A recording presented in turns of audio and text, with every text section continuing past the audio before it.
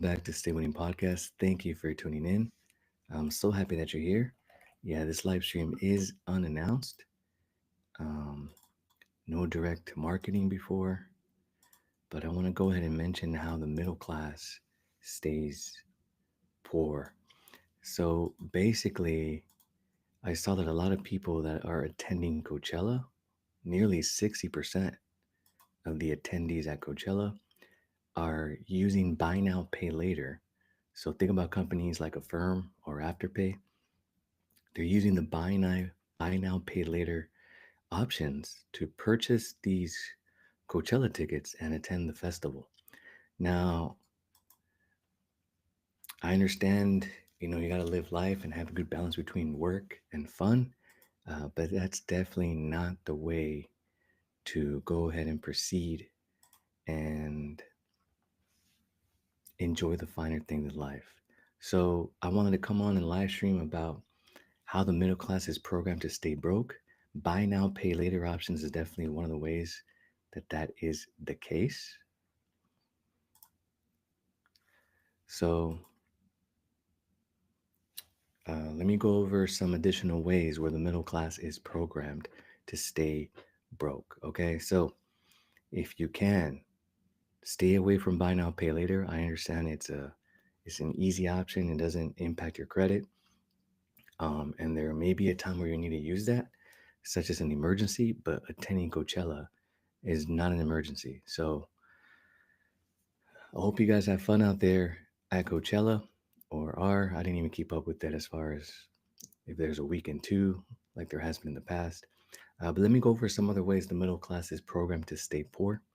Okay, aside from using the buy now, pay later features like Afterpay, Klarna, or Affirm. So the first one is the comfort zone trap. A lot of the middle class chooses security over opportunity. So think about when you run some ideas through your parents or through your family members, right? A lot of times they talk you out of it or they want to talk you out of it, right? They prevent you from taking that risk. And that has to do with just biology, right? They want the best for you and they want to keep you safe. But a lot of times to be successful, actually, most of the time, you have to take risk, okay? So without a risk, there is no gains. But the comfort zone trap is definitely a wealth killer and definitely one of the main ways that the middle class stays poor. Okay, so in psychology, it explains that many middle class individuals avoid entrepreneurship or aggressive investing over the fear of losing their current security, or money outweighs the potential for more significant gains. So, this comfort zone keeps people in jobs with predictable but limited growth potential, right? So, if you have one job, you may feel secure, but that means you're just one income stream away or minus one income stream away from being at zero, right? From being further into poverty, from being closer to homelessness. Hence, why if you follow my channel, you would see that I preach a lot about multiple streams of income. That way, if one link falls, you still have another one, right? You still have another stream. So I do encourage anyone that has a phone or even a computer or any internet connection, any device attached to it, there is no excuses to not make money, right? So I use YouTube mostly to produce. I use X, formerly known as Twitter, mostly to produce. Same with TikTok, right? All those applications pay.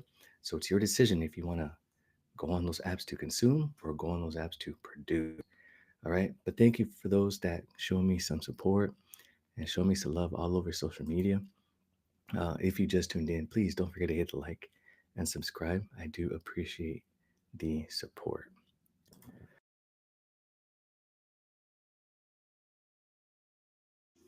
All right, so let me go over here and continue reading from this article that I mentioned or that I brought up at the beginning of the video of the live stream.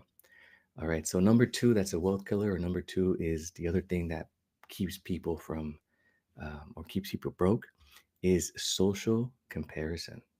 All right. So a lot of people that are always spending their time on Instagram, on TikTok, can't help but compare their life to other people. And you may see people traveling all the time. You may see people eating good all the time.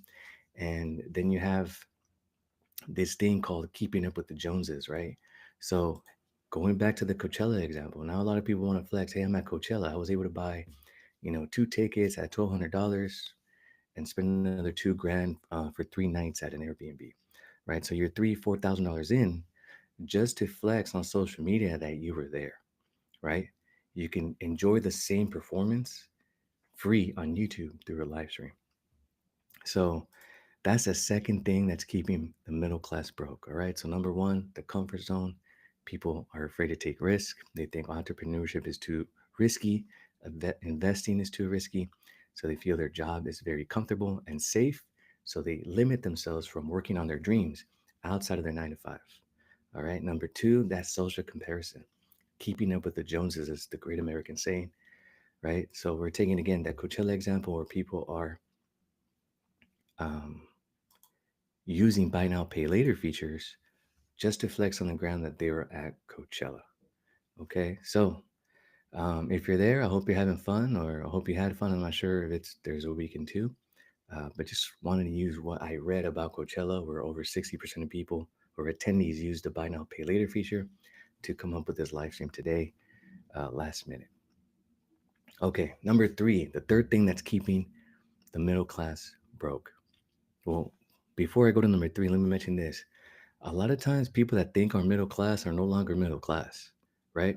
So in the 60s and 70s, yeah, if you had a phone, if you had television, if you had radio, you were considered middle class, or a microwave, right? Because all these things are fairly new, right? But now even the poorest people have a cell phone. So a lot of times people think they're middle class and they're really not. For example, $180,000 in SoCal is the income required to have or to raise a family of four. $180,000 a year. Okay, so a lot of people think they're middle class at 100, but in some places like in Orange County, you're not middle class. With that said, number three, psychology describes this as the dopamine dilemma, right? And that's instant gratification, right? So a lot of times, I mean, just biologically, right? As men, for example, we want to testosterone, we get satisfaction from accomplishing something, working hard and accomplishing something, right? Whether that's at the gym or whether that's at work. A lot of times now with video games, for example, it replaces a lot of that with fake dopamine or instant gratification. Okay. So a lot of times people are just spending money or, hey, I like that. I want that. Without necessarily thinking, hey, this costs 2 hours of my employment. Hey, this cost me a week pay to buy this. Okay. So if you have a car, for example, that takes you from A to B successfully, there's no need to upgrade to a bigger, newer car, especially with today's tariffs and today's interest rates. All right. Number four, this is the fourth thing that's keeping the middle class broke. Okay. Is the scarcity mindset. All right. So for many in the middle class, constant concern about bills, mortgages, expenses creates a tunnel vision that focus exclusively on short-term financial survival. All right. This psychological text leaves little mental space for strategic planning or wealth building activities like learning about investments or analyzing spending patterns. I totally get that one. Um, it's really hard to lose focus of long-term financial goals when you're just looking to put food on the table or to keep the lights on. Um, but this is a big impact to the middle class because we're living paycheck to paycheck most of the time that we forget to plan for wealth. Okay. I have other podcasts and videos that, suggest how much people are going to need for retirement or long term care and the financial impacts of that. So go and check out my podcast list for those episodes. But yeah, a lot of us are victims of that tunnel vision because it's tough out there right now. I understand. We have, at least last year was the worst job market. And we also have boomers again buying more houses than millennials, right? And millennials are in their late 20s, mid 30s, right? It's that time where technically, biologically, you start a family, you start chilling down, etc. Okay. The fifth thing that's keeping the middle class broke is that they see debt as normal, right? So credit cards are not normal. Okay. Car loans are not normal. Okay. Debt is definitely a wealth killer. If you follow my podcast, you can see that I mentioned how student loans a lot of times prevent people from home ownership, right? Because it impacts your debt to income ratio. So if you make $1,000 a month and your student loan payment is $400 a month, your debt to income ratio now is 40%, right? Most mortgage loans out there will only approve you, most banks will only approve you for a mortgage if you're below 45%.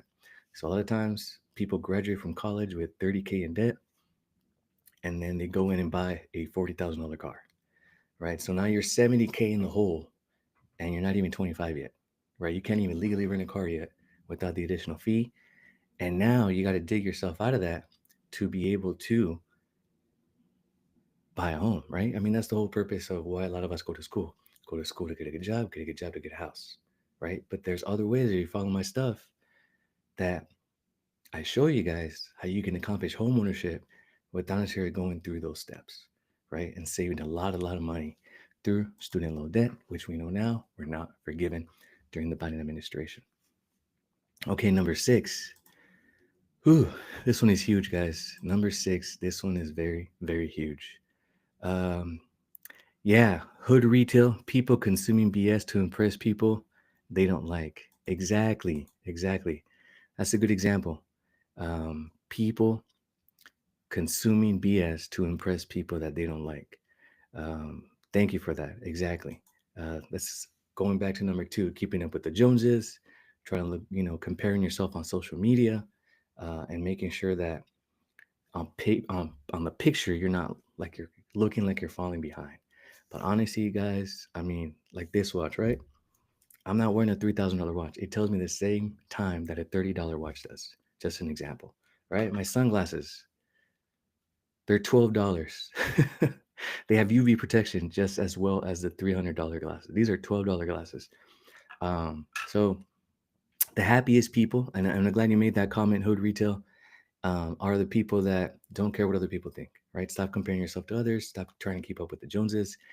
Focus on your long-term financial goals because every dollar counts, right? So if I'm buying $12 glasses, the minimum wage federally is $7.50. That means I had to work 2 hours, right, to afford these glasses. Now think about it. My glasses are $300-$400 to do the exact same thing that these $12 glasses do. Okay, so thank you for that comment, Hood Retail. Don't forget to like and subscribe. I appreciate it. Let me quickly log on to X here to see if there's any additional comments there, because the software I use to live stream doesn't really show me the comments on the live stream for me to address. So I was able to see that through YouTube, through Hood Retail, but now I'm gonna go ahead and okay. Oh, Dixie Flatline. Thank you for the voice compliment. I left the ceiling spaces to come listen to our guy spit some alpha. Dixie Flatline, thank you. Appreciate you. Follow Dixie Flatline on X. So now I know this software I have to stream, guys. I had to pull up YouTube and X separately to make sure I get all the comments. But like, subscribe, follow, share. Thank you for the support. All right, so let's go to number six. This one is huge, and this is the whole reason why I do Stay Winning podcast. To me personally, this is probably the biggest one. And this is actually the real epidemic going on in the world, the lack of financial literacy.